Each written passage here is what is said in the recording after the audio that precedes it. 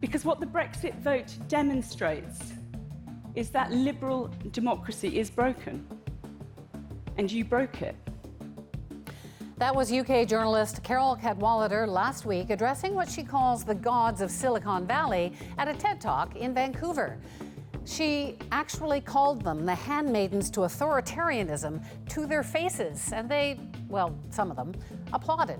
Cadwallader, with the help of that pink-haired whistleblower Christopher Wiley, broke the story last year that revealed how Cambridge Analytica influenced the Brexit vote and Trump's election with the help of reams of data harvested from 87 million Facebook users. Now, the company is facing billions in potential fines in Britain and around the world for violating privacy laws. But not here in Canada. This week, the Federal Privacy Commissioner, Daniel Terrien, revealed he is powerless to do anything to stop Facebook. He's tried, and he can't. I don't think it should be on in 2019 in terms of privacy legislation that a company, a private company with its interests, can say to a regulator, thank you very much for your conclusions on matters of law, but we actually disagree and we will actually continue as we were. It is completely unacceptable. Yeah, he's mad. Terrien spent more than a year investigating, making the case that Facebook didn't get meaningful consent before grabbing Canadians' data from over 600,000 people. Facebook disagrees, and they sent us this statement saying, we're disappointed that the Office of the Privacy Commissioner considers the issues raised in this report unresolved. There's no evidence that Canadians' data was shared with Cambridge Analytica, and we've made dramatic improvements to our platform to protect people's personal information. Terrien is now going to court so that he can get more legal tools to try and crack down on the tech company. But here's the thing, that's going to take at least a year, and it won't happen until after this fall's federal election. So he's warning Canadian voters that they could be manipulated by what Facebook feeds them, the same way that voters were fed messages in the Brexit and the 2016 U.S. election campaigns.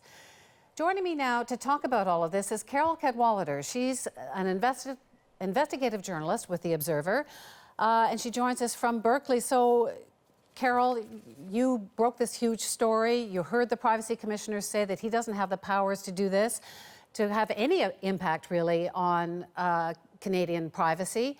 You've seen this before. What did you think when you heard that?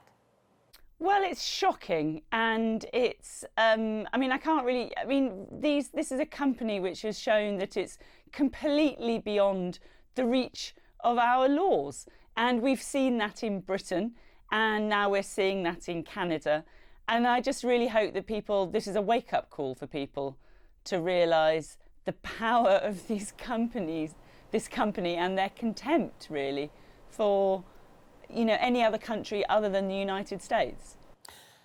We have an election coming here in October, and like in the UK, there are very strong laws in Canada to limit what political parties can spend to try and influence people. But now, of course, we have Facebook, and the commissioner is saying that he has basically no control over what Facebook might sell in terms of access or data to political parties trying to influence voters, that we never see it. So, should Canadians be concerned about what might be coming in this election? I think very concerned, because I think perhaps Canada has been lucky until now. Perhaps it hasn't seen the same forces trying to prey upon its elections. But, the thing I was trying to get over in my TED Talk is that Brexit is really a wake-up call for the rest of the world. We were the canary in the coal mine. We know that in this vote there was both domestic subversion, so all these campaigns breaking spending limits, which they could just easily do because you can just spend any amount of money at all on Facebook and nobody knows. And then we also know that there were these attempts at foreign interference. And it's just this vulnerability which these tech platforms have now created. And we're living in a very, very different world than the ones which the laws were formulated for. When you gave your TED Talk, it was a room full of big shots from Silicon Valley, and some of them actually seemed to love what you were saying. Not all of them, perhaps. In the end, it really felt that actually most people agree. And there's a tiny number of executives at these technology firms who are in denial. You know, really need to face up to what they've done. I mean, I cannot believe that Mark Zuckerberg, if he really understood the way that his platform was used to incite ethnic hatred in Myanmar and in Sri Lanka, you know, we know that the platform is fanning these flames. And in Myanmar, for example, this isn't sort of like crazy allegations which are being made. It's the UN which has said that. The UN, you know, has said that Facebook was used to fan these flames which led to these multiple deaths. And you know, how can you live with that and not want to take immediate action and do whatever you could do to stop this? But they haven't done that. And that's what I think is really, really kind of chilling, actually.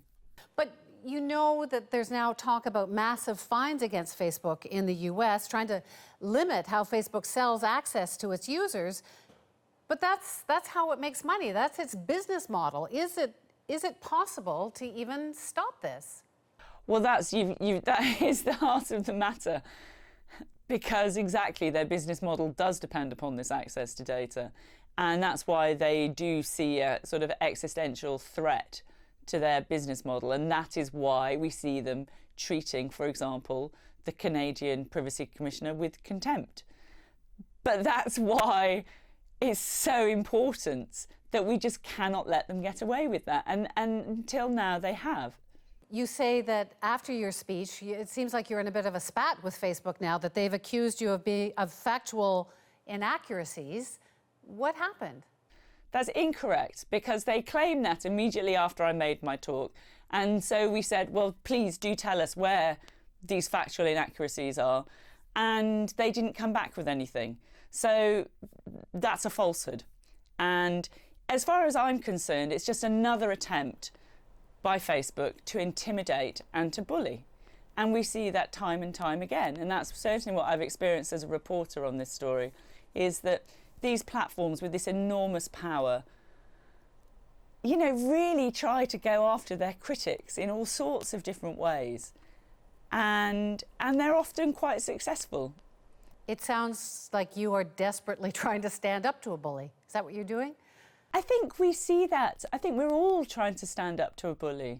I mean, we see that. I mean, it's insane that this company should be trying to bully your own regulator. I mean, they're trying to bully your data commissioner.